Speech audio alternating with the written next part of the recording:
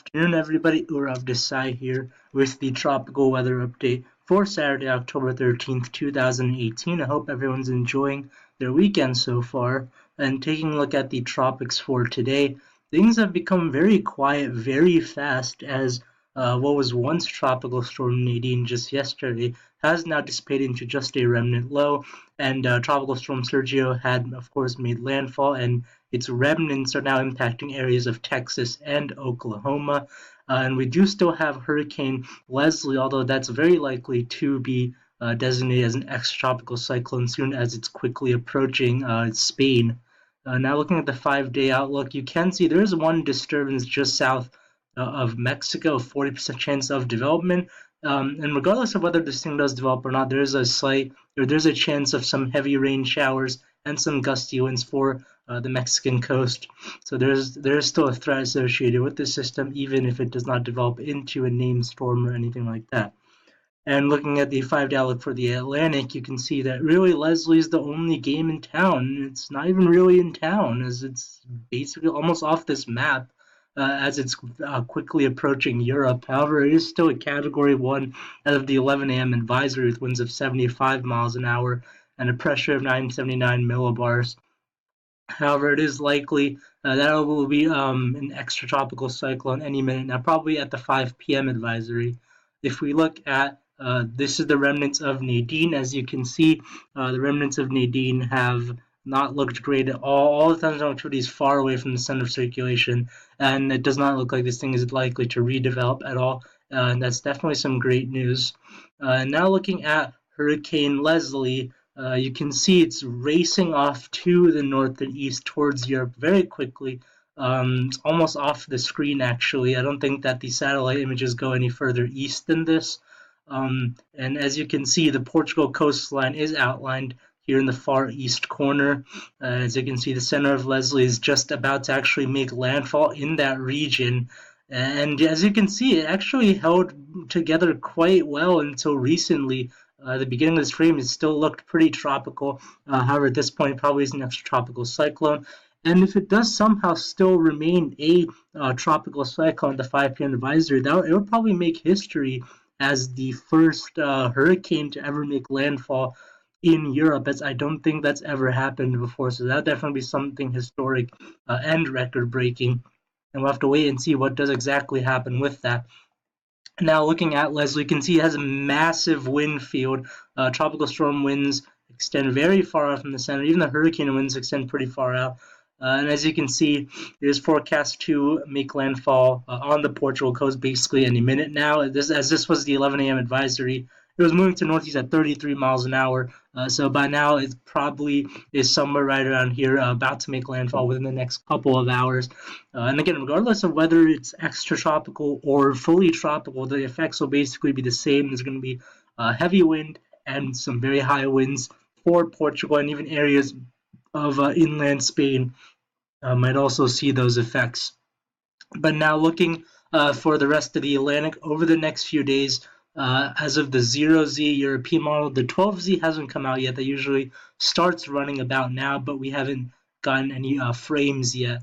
But looking at the 0Z, which came out last night, you can see that it's going to be basically high pressure through the whole Atlantic, and there's not going to be any development, not even anything that you could even closely resemble a tropical cyclone in the Atlantic within the next 5 days.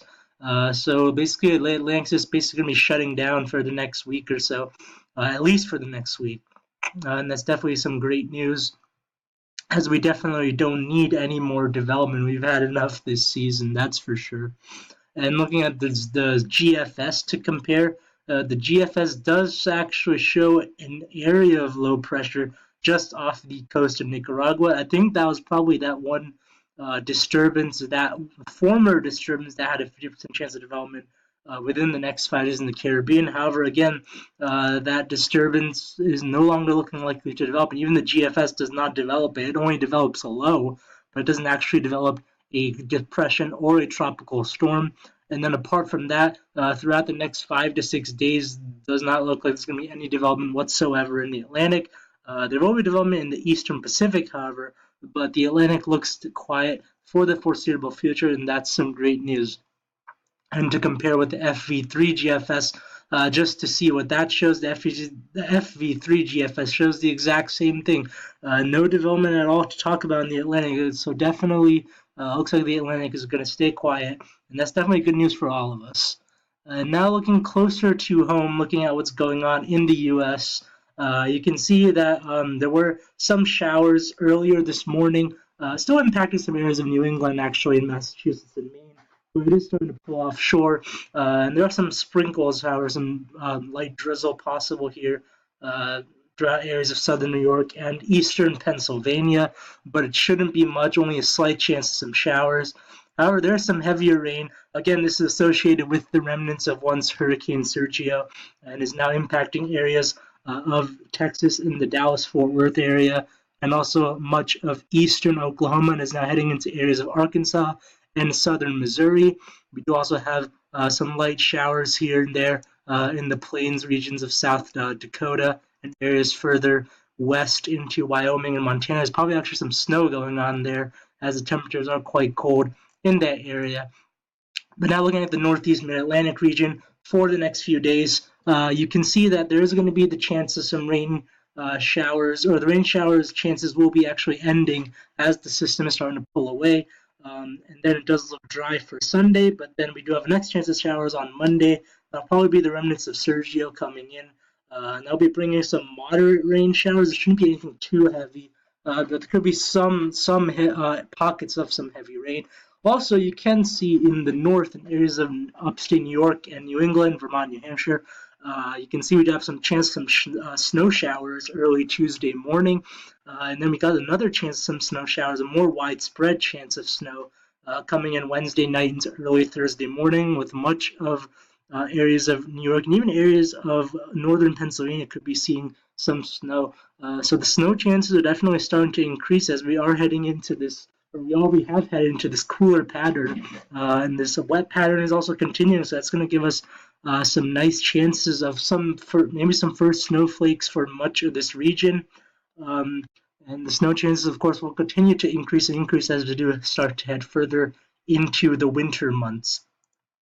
And speaking of winter, you can see based on the temperatures, that temperature has definitely started to cool down as we are now experiencing some real fall-like weather with temperatures mostly in the 40s and 50s.